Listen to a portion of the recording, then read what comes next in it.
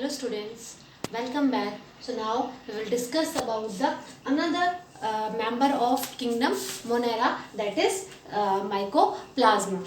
Fine. So here some question can be arised from this part, like that. Who has discovered this one? Nocard and Rocks. They have discovered about this Mycoplasma. Earlier it was discovered by the Louis Pasteur, but he was not able to give the name. But the name given by these scientists.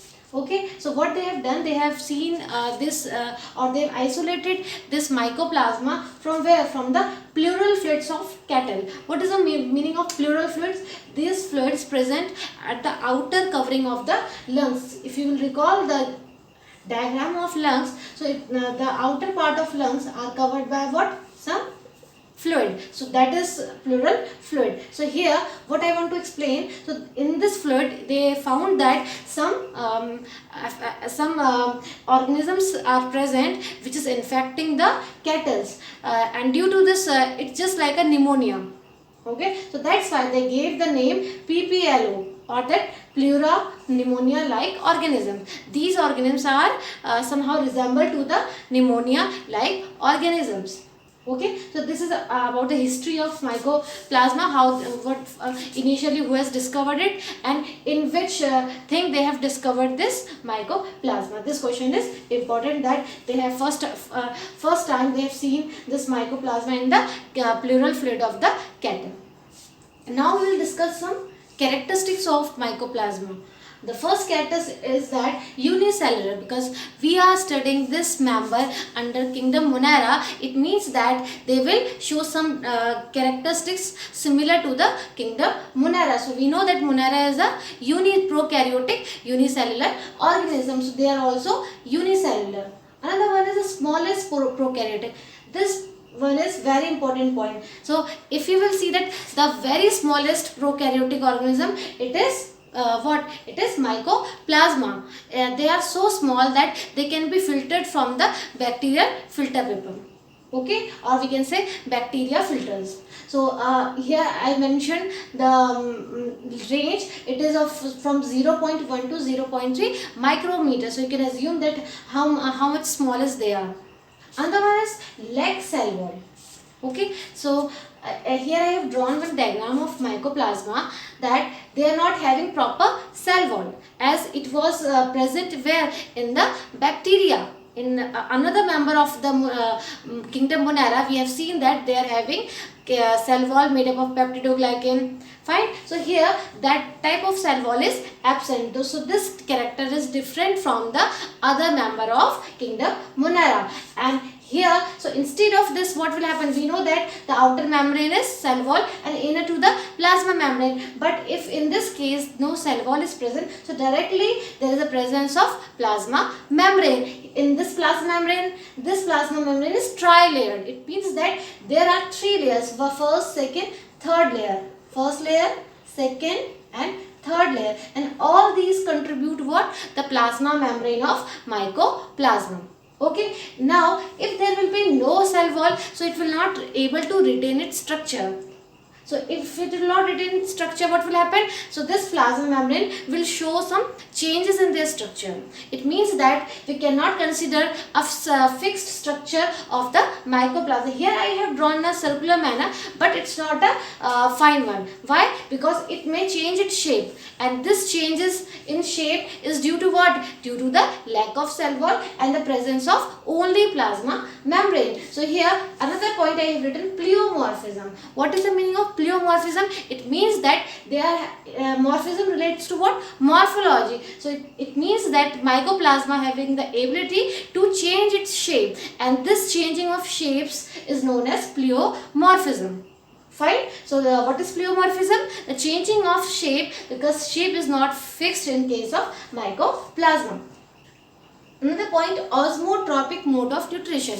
In this case, how the Mycoplasma will take their nutrition? With the help of osmosis. That's why I have mentioned here the osmotropic mode of nutrition. Another one is Here, along with this osmotrophic, we can consider it's a heterotrophic mode of nutrition, because it can be pathogenic also. When it will be affecting some organism or affecting the disease in the organism, that time it would be what? It would be the pathogenic as well as heterotrophic mode of nutrition. Another point is three-layered cell membrane. We've discussed about it, that the membrane of the mycoplasma is three layers, or if you can say tri-layered. Another point, lack nucleus and membrane bound organelles. Here I have, it will be like this. 9, 10, then 11. Okay. So here, lack nucleus and membrane bound organelles, it means that these characteristics are similar to what? It's similar to the other members of kingdom Monera. How? Because we know that nucleus is absent. Instead of nucleus, what are there? Nuclei. So this again, nucleus is absent in case of mycoplasma, and same thing, membrane bound organelles, which was absent in the another members of what? Prokaryote. For example, in bacteria, nucleus was also absent, membrane bound organelles was also absent. Only the thing which is present, ribosome. So here again ribosomes are present only, but all other membrane bound organelles are absent. So here these circular structure which I have shown here, these are ribosomes. Fine. So what we have done, it's lack nucleus and they are having no membrane bound organelles. Another point which is different from the other members of kingdom Monera, that is linear DNA. In other members, what we have done, the DNA is circular, but here if you see that the fashion of DNA is a linear fashion. It will not come to at the same point. And the second thing, these, if you will see this DNA, they are supercoiled, as it was in the another members of kingdom Monera. The only difference is that instead of circular, they are linear in shape, and that same thing I have written, but supercoiler, but they are coiling structure. Okay. Now these are the genetic material of mycoplasma, because the DNA contains what? Genetic material. So here the genetic material is like linear in fashion, as well as they are super coiled. Another point is facultative anaerobes. What is the meaning of facultative? It means that it can live in presence of oxygen as well as it can live in absence of oxygen. It means that it can survive in without the presence of oxygen. So the term which we have given, facultative anaerobes. Another point, resistant to antibiotic as penicillin.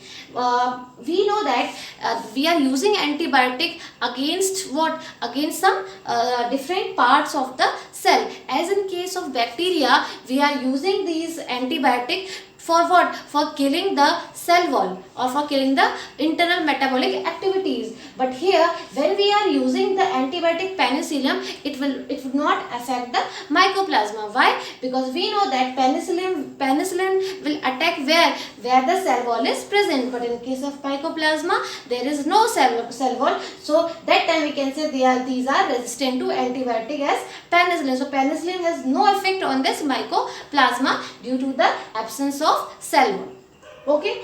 Another one is sensitive to tetracycline and chloramphenicol. So what is the meaning of sensitive? Now instead of this antibiotic, we can use these tetracycline. Why? Because they will attack on the metabolic activities of the mycoplasma. They will not attack on the cell wall. So these can be sensitive, or the mycoplasma may be sensitive to these antibiotics. Now these mycoplasma can cause some diseases also. What are these diseases? I mentioned here, little leaf of brinjal. You have to memorize these two diseases here, or some more diseases are also there, Aster diseases, but here I have mentioned only two. Little leaf of brinjal, if the leaf of the brinjal plant will be affected or distorted, what will happen? This disease can be affected by the mycoplasma. Another one is bunchy top of papaya. If you see the papaya tree, what happens? Some leaves are very short, or some cluster formation is there, or bunch formation. It is due to the mycoplasma. So here we have done about the diseases of plant. These mycoplasma also affecting the animals as well as animals as well as human beings. In animals, in case of cattle, they are causing these PPLO or these pneumonia like diseases, and in case of human beings, they are affecting the central nervous system, or they are affecting the urogenital system, and sometimes it is affecting the infertility in case of human beings. So you can consider that how much they are harmful for the living organisms. Fine. So here we have done kingdom Monera. Now in the next lecture we will start with the another kingdom, that is Protista. That's all for this lecture. Thank you.